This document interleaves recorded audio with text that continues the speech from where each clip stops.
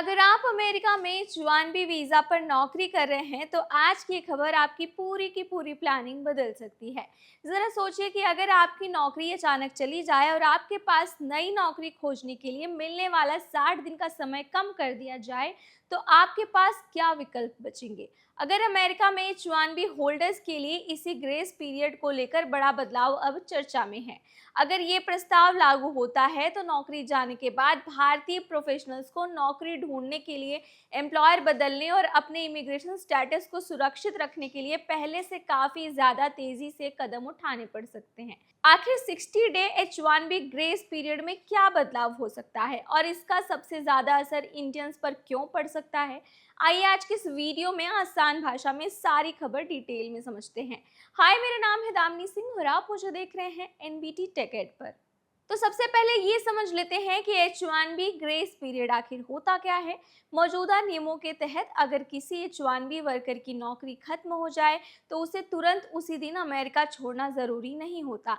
कुछ परिस्थितियों में उसे अधिकतम 60 दिनों तक या फिर उससे ज़्यादा ऑथराइज स्टे की रिमेनिंग वैलिडिटी तक भी मिलती है, जो पहले ही अमेरिका में रहने की अनुमति मिल सकती है।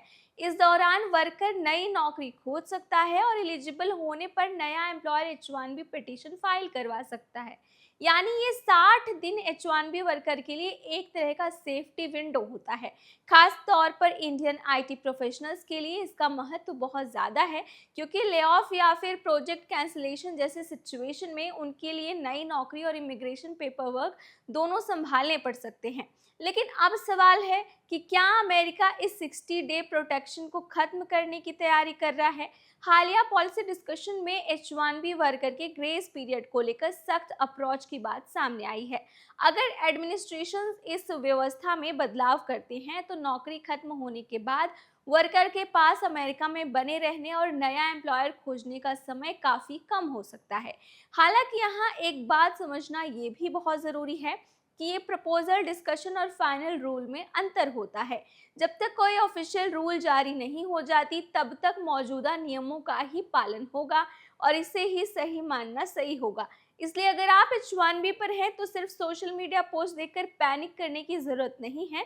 अब समझते हैं कि अगर ग्रेस पीरियड वास्तव में कम किया जाता है तो इंडियंस प्रोफेशनल्स पर क्या असर होगा इसका।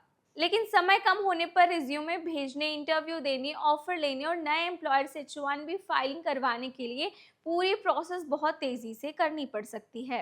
दूसरा असर होगा एम्प्लॉयर चेंज पर। नई कंपनी मिलने के बाद सिर्फ ऑफर लेटर मिलना पर्याप्त नहीं होगा। इमिग्रेशन फाइलिंग, डॉक्यूमेंटेशन और स्टेटस से जुड़े स्टेप्स भी समय पर पूरे करने पड़ेंगे। इसलिए H-1B वर्कर को नौकरी जाने के बाद हर दिन केयरफुली प्लानिंग करना होगा। तीसरा असर भारतीय प्रोफेशनल्स के परिवारों पर पड़ सकता है। अगर H-1B वर्कर के साथ स्पाउस या बच्चे डिपेंडेंट स्टेटस पर रह रहे हैं तो प्राइमरी वर्कर का इमिग्रेशन स्टेटस प्रभावित होने पर फैमिली की इमिग्रेशन प्लानिंग भी मुश्किल में पड़ सकती है।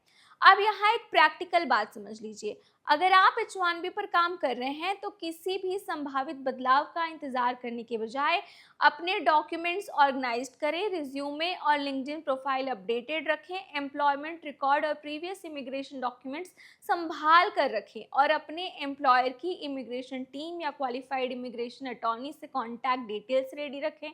साथ ही अगर आपकी कंपनी में ले ऑफ्स की संभावना है तो आखिरी मोमेंट तक इंतजार करना सही स्ट्रैटेजी नहीं होगा। जॉब मार्केट में अपॉर्चुनिटीज पहले से आइडेंटिफाई करना और इमिग्रेशन ऑप्शन को समझना आपके लिए वैल्यूएबल टाइम बचा सकता है। इस पूरी खबर का ये मतलब बिल्कुल नहीं है कि आज से H-1B होल्डर का 60 डे ग्रेस पीरियड खत्म हो गया है। असल बात तो ये है कि अगर प्रपोज्ड पॉलिसी चेंज आगे बढ़ता है तो नौकरी खोने के बाद इंडियन H-1B वर्कर के लिए अवेलेबल टाइम कम हो सकता है और इमिग्रेशन प्लानिंग पहले से काफ़ी ज़्यादा महत्वपूर्ण हो जाएगी।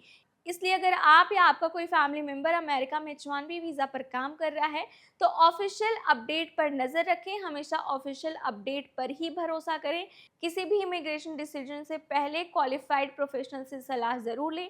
अगर आपको आज की ये जानकारी काम की लगी हो, यूज़फुल लगी हो तो वीडियो को लाइक करें और अगर आप हमारे चैनल पर नए हैं तो चैनल को सब्सक्राइब करना ना भूलें।